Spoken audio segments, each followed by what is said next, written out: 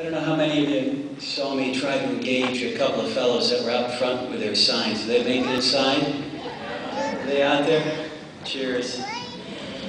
You know, I think what people are going through when they try to figure out what to do in an election where they don't want a Republican to win and they don't like the last 8 years, like, what do we do? How do we go about trying to create political change in our country, in our society?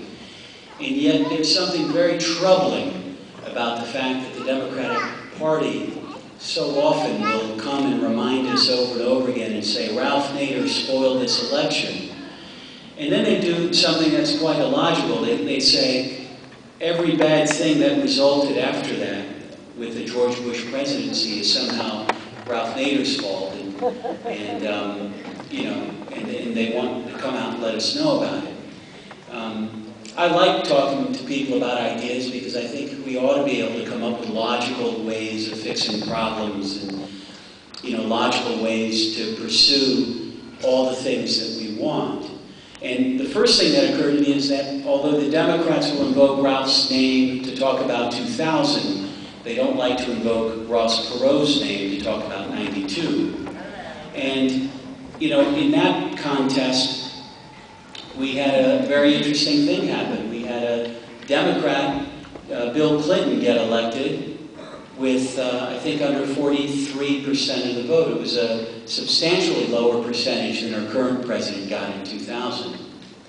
So you would think that a political party that tells you that they lost the presidency because a quote-unquote minor candidate is running for office might devote their energies to election reform.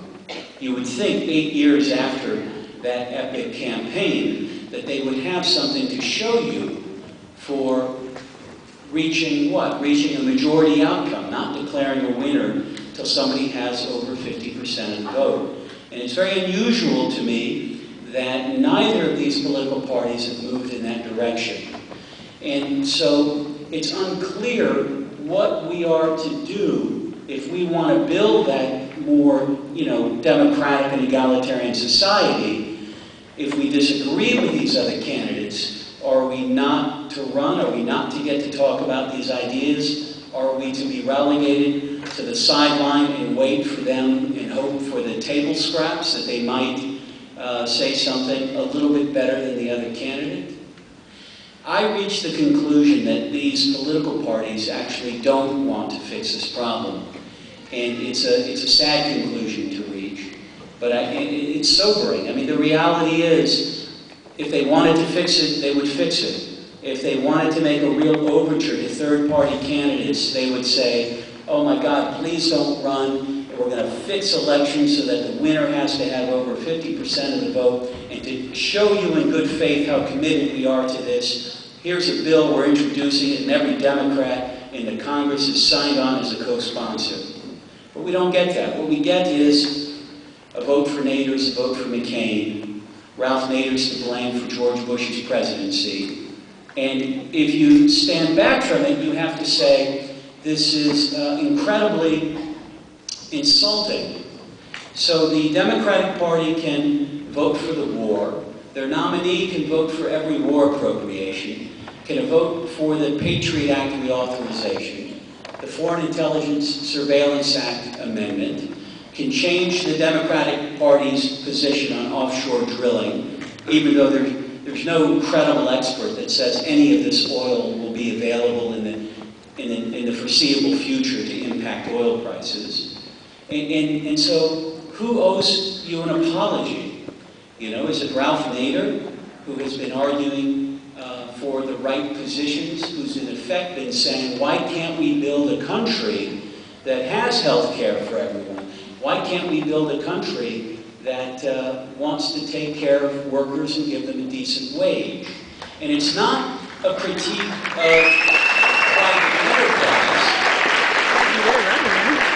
It's not a critique of private enterprise. It's a realization that concentrated capital, left alone with a profit motive, is not going to take care of us. And, this current crisis that we see is further evidence of it. We've you've got institutions that fought to get rid of regulations, both while the Democrats had the White House and the Republicans had the White House, where we allowed financial institutions that normally worked separate and apart, if they were doing mortgages, if they were doing brokerage work, if they were doing insurance work, and suddenly, you know, in '99 we passed this Graham-Leach-Bliley law that allowed these entities to finally just be able to buy up one another. And in this crisis, they packaged mortgages as essentially security, stocks and bond type trading. And it got so wild, and they made a lot of money. And they were making money because you've got somebody paying a mortgage, and if they don't pay the mortgage, these entities didn't care because home prices were high. So if you didn't pay your mortgage, too bad for you, we'll take the house back and sell it to somebody else. And they knew you couldn't make the mortgage because it had this variable interest rate that surprised you sometimes.